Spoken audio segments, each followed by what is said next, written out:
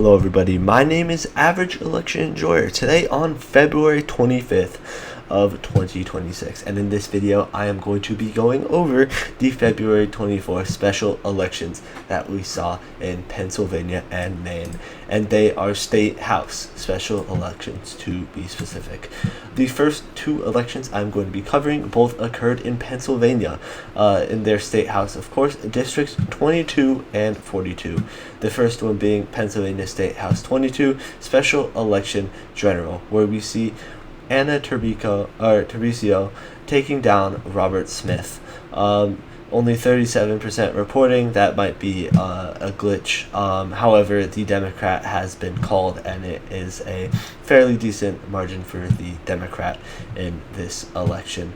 As you can see in the 2024 election, Siegel was unopposed, and in 2022, when Republicans last contested the seat, he won by a very solid margin.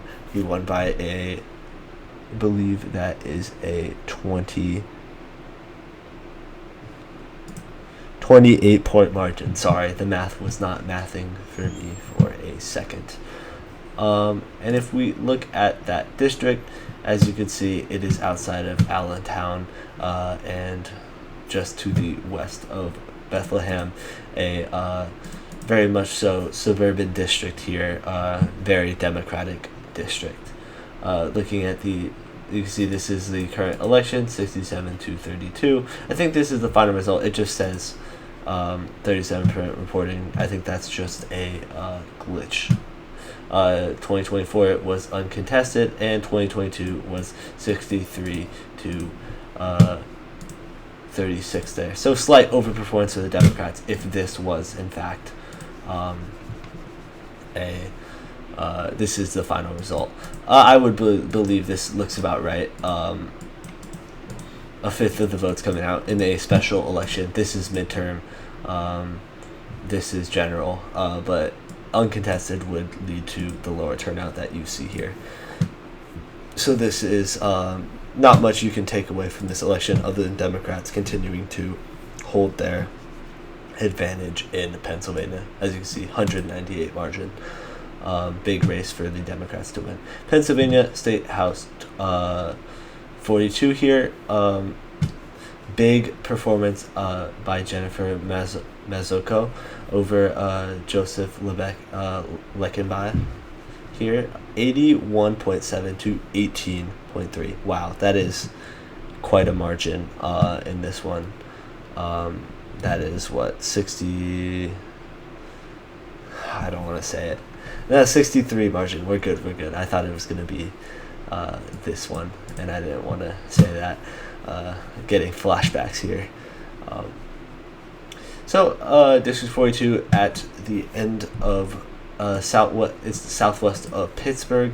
Dan Miller resigned after being elected as a judge, just leaving this race open.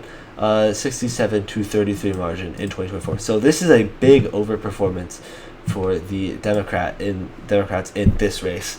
As you can see, it says near Pittsburgh, so this is going to be another very urban district, or at least suburban. Fairly densely populated here, fairly dense district.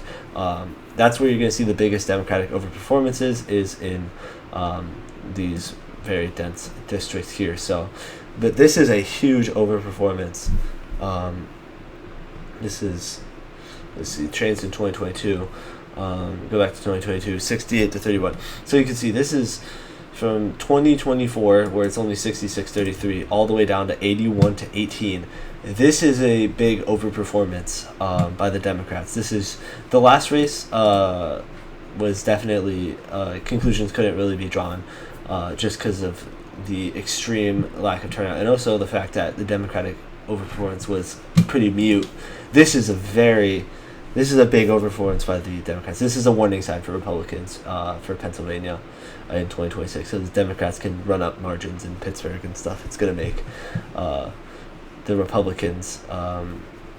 It's going to make them hurt in some of these races. This is a big race for the Democrats here. That's showing a clear shift in support, or at least the Democrats having a massive turnout advantage, which is going to be a huge factor for the upcoming midterms.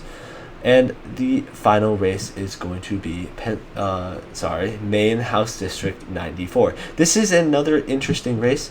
This is going to be an interesting race because Democrats hold a narrow margin again over the Republicans. So Democrats won all three of these special elections. However, this is a underperformance by the Democrats. Democrat Kristen Cloutier resigned to become chief of staff to the state Senate president and was elected 60-40 in 2024. However, Scott Harmon only winning 53 to 46, nearly 47% of the vote here from Janet Beaudoin.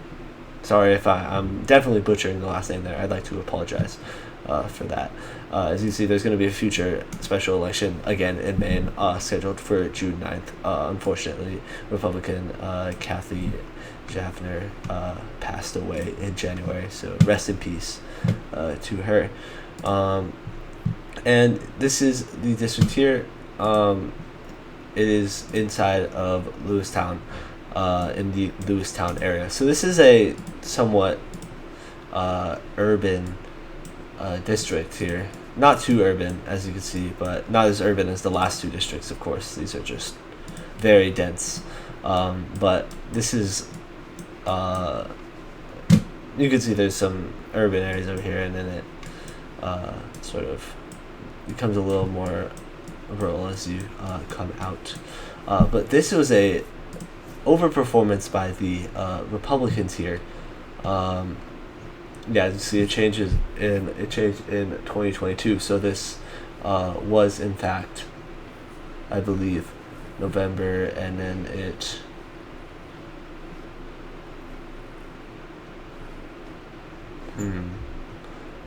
So sorry, this was a 2022 was different. 2024 is the only thing that we can actually take because this is when the district completely changed. This used to be the district here. This is the new district now. So we can really look at these results. But you can see big underperformance by the Democrats in this race. Of course, turnout was in the garbage can. Only less than a third of voters turning out here, but you can see Republicans actually doing fairly well, and Maine is going to be a very important state for Republicans to have these small victories in these races because they are desperately trying to keep their Senate candidate Susan Collins to continue to have her keep on getting elected in this very blue state. So this is a good sign for the Republicans for 2026 for that Senate race. Because if Democrats don't win that Senate race, then their midterm or their Senate chances are zero up until the end of the decade and beyond. So this is a must-hold for Republicans, and this special election, Democrats not even overperforming but underperforming in this election is a good sign for them. So good results for both Democrats and Republicans. Mixed bag was this day of special elections. So I'd like to thank you guys for watching the video, and I hope you have a fantastic rest of your day.